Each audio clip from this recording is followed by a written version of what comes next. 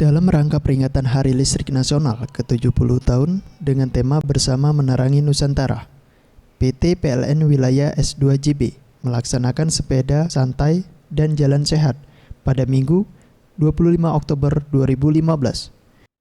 Kegiatan jalan sehat yang diselenggarakan di kantor PT PLN Wilayah S2JB dimulai dari Jalan Kapten Rifai menuju ke Jalan Diponegoro, Masjid Agung, Palembang, Jalan Sudirman, dan kembali lagi ke kantor PT PLN Wilayah S2JB.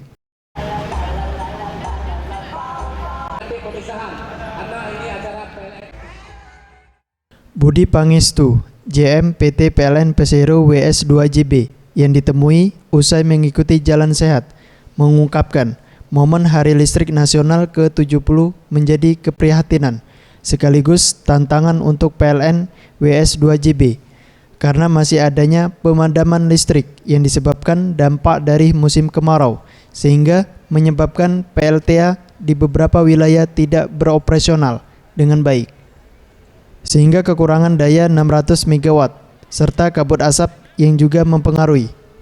Ia berharap pada bulan November nanti bisa turun hujan sehingga ketersediaan air tercukupi dan PLN bisa maksimal memberikan pelayanan pada masyarakat.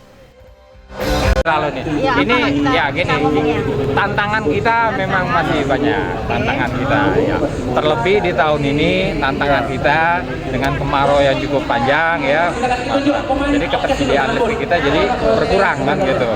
Tambah tantangan asap juga ya. Tantangan asap ini juga kan saya kira bukan hanya nasional saya kira gitu ya. Ini juga tantangan. Ya ini kita sama-sama berupaya.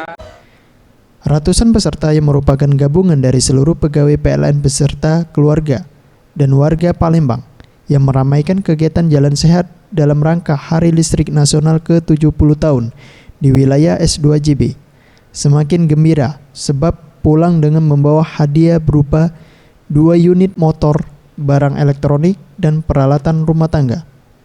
Selain hadiah yang menarik, para peserta juga dapat melihat pameran UKM yang memamerkan souvenir dan makanan khas Palembang. Ferry Jatinugro, Sriwijaya TV.